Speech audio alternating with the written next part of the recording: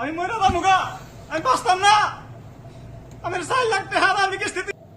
এই যে দেখেন এখানে আমরা যে লোকজনগুলো আছি আমাদের এখানে তারা সবাই দালালদের খপ্পরে পড়ে কেউ 2 মাস, কেউ 3 মাস, আবার কেউ 6 মাস ধরে শুকনো রুটিকে দিনাযাপন করছেন। কোম্পানি তাদের কোনো কাজ দিচ্ছে না, বরং কোম্পানির সবাই এখন আত্মগোপনে, কেউ তাদের সন্ধান পাচ্ছে না। কর্মীদের সঙ্গে কথা বলে জানা যায় তারা প্রত্যেকে 4 থেকে 5 লাখ টাকা খরচ করে বাংলাদেশি এজেন্সির মাধ্যমে সৌদি আরব আসেন। কিচেন রুম আমাদের অনেক অবস্থা খারাপ। বাংলাদেশিদের একটি বদ্ধ বাড়িতে রাখা হয়েছে।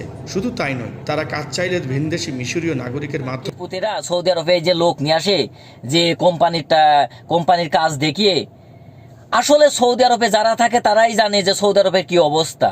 আর এই দালাল নাটকের পুতেরা কি করে, যে ওই বাংলাদেশ থেকে লোক দেখিয়ে, কাজের লোক দেখিয়ে মনে করেন লোক নিয়ে আসে যে সৌদি আরবে কাজে রাখালে। সৌদি আরবে যারা আছে তারাই জানে যে কাজের কি সংকট। আর যে পরিমাণ সৌদি আরবে লোক এখন বসে রয়েছে তা ভাবনার বাইরে। আর এই কথা করার জন্য কিন্তু আমার পেজ নষ্ট হয়েছে, আবার ইউটিউব নষ্ট হয়েছে হোক। কিন্তু আমি সত্যি কথা বলছি যে যারা এই যে কোম্পানি ভিসায় লোক নিয়ে আসে 2 লাখ 1 লাখ টাকার জন্য যে পরিমাণ লোক বাংলাদেশ থেকে সৌদি আরবে নিয়ে আসছে, আর ওই টাকা মানে লাভের টাকা দিয়ে বাংলাদেশে যারা দালালরা হলো মা বাবার খাওয়াচ্ছে, এটা কি হালাল হচ্ছে?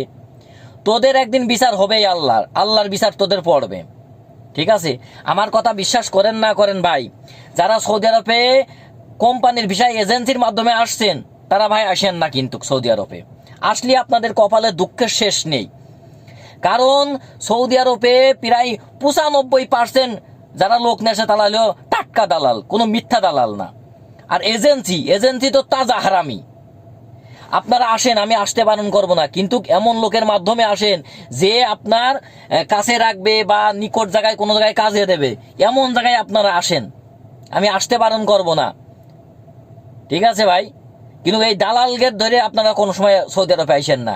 আমার ভিডিওটা একটু আপনারা দেখে শেয়ার করেন, এতটুকুই।